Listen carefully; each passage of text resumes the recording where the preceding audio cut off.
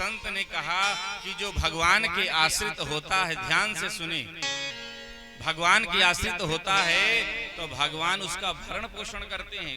वह कुछ भी न करे, केवल राम राम करके भगवान के सहारे पड़ा रहे तो भगवान खिलाने आएंगे उसे। जो सबको दाना पानी देता है वो सबको, जो उसके सहारे होगा उसको भी देंगे। इसलिए कुछ भी न करे, भगवान के सहारे हो जाए तो भगवान भरण पोषण करते हैं, महात्मा ने कहा। पर मलुकदास जी को बात लग गई कि महाराज बिना कुछ किए कैसे मिल सकता है, हम भोजन ना बनाएं, अभी कह दे रोटी आ जाए बन के, कुछ करे ना रोटी आ जाए फिर मुंह में चली जाए, करना तो पड़ेगा, बनाना पड़ेगा, फिर खाना पड़ेगा। पर मैं विश्वास नहीं करता हूं कि भगवान सबका भरण पोषण ऐसे खिला देंगे। बोले मैं देखता हूं भगवान कैसे खिलाते हैं।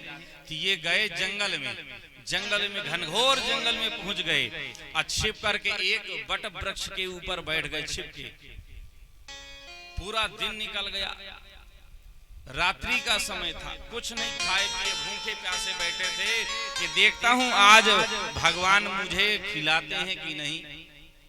बैठे थे आश्रम में। उसी समय मध्य रात्रि के समय 12 बजे डकैत आए, डकैत आए चोरी करके, एक साहूकार के यहाँ डकैती की।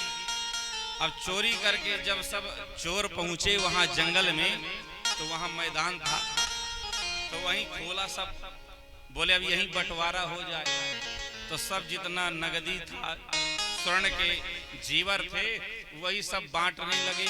उसी समय सबने कहा कि सरदार आज पूरा दिन हो गया, रात्रि की समय, आज हम लोगों ने भोजन नहीं किया, कहीं आज भोजन की व्यवस्था नहीं बन पाई, चाय पानी कुछ तक नहीं हो पाया, आज तो बहुत भूख लगी है, अब कहीं व्यवस्था बनती तब ठीक रहे, तब क्या किया जाए, भोजन भूख के मारे प्राण जा रहे हैं बहुत।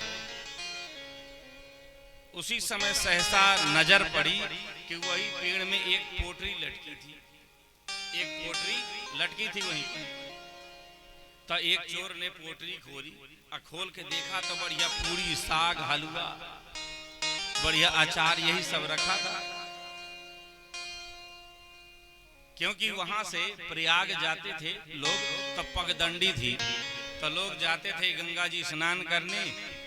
तो दोपहर में कुछ राहगीरों ने वहीं बैठ कर बोले छाया यहीं प्रसाद पाओ, फिर चलेंगे गंगा जी स्नान करने के लिए।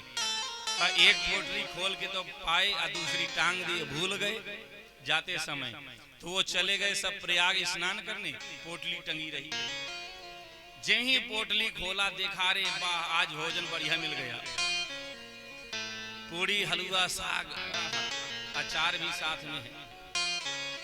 सब बैठ करके लग गए पाने के लिए। सरदार ने कहा रुक जाओ मूर्खों, मरोगे, ये षड्यंत्र हो सकता है, हमारे ऊपर ये षड्यंत्र हो सकता है, किसी ने हमें पकड़ने के लिए, मारने के लिए हो सकता है विष मिला दिया हो, या कोई नशे वाला कोई पदार्थ डाल दिया हो कि हम खाकर ये बेहोश हो जाएं, हमें पकड़ ले, फिर राजा जो है सूली पे चढ़ा देगा। ये षड्यंत्र है हमारे साथ, इसलिए इसको कोई नहीं पाएगा।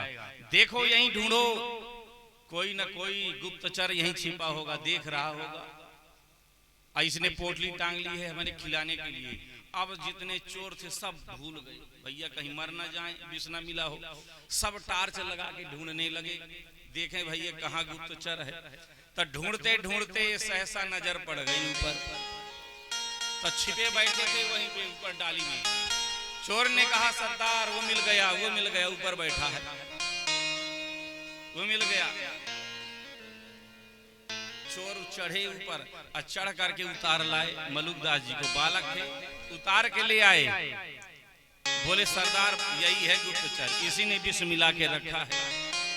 सरदार ने कहा खिलाओ इसको, सरदार ने कहा खिलाओ इसको, पहले पता चल जाए विष है कि नहीं, यही मरेगा।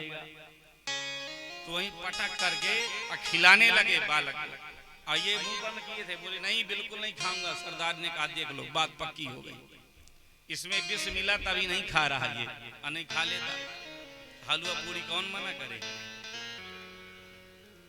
अब वो खिला रहे हैं पर ये मुंह नहीं खोल रहे, खाने के लिए तैयार नहीं है। सबको यह पक्का हो गया कि इस पदार्थ में, भोजन में विष मिला हुआ, कोई नहीं खा रहा। जबरदस्ती पकड़ करके मुंह ठूस ठूस के खिलाया। हलवा ले, पूरी ले, साग ले, मिर्च का अचार ले, सब ठूस दिया मुंह में। मलुकदास जी महाराज ठूसा तो वो पाने लगे, उठ करके बैठ गए, धीरे धीरे सब पाने लगे, पा लिए, कुछ हुआ नहीं। तब मलुकदास जी को विश्वास हो गया कि भगवान जंगल में भी खिलाने वाले।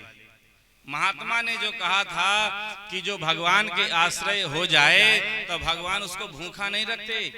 सुबह नहीं तो दोपहर, दोपहर नहीं तो शाम, शाम को नहीं तो रात्रि को भोजन जरूर कराएंगे।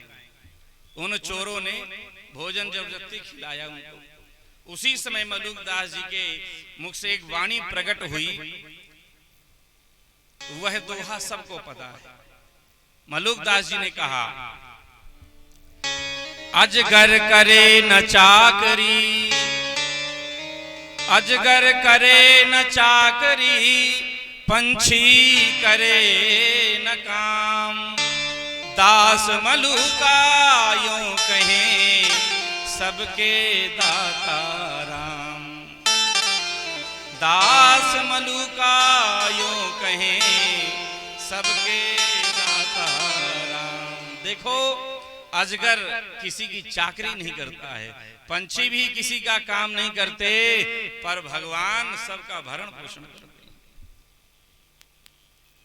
तो मलुकदास जी के मुख से ये पहली वाणी प्रकट हुई। तो जो भगवान के आश्रित होता है तो भगवान उसका भरण पोषण करते हैं।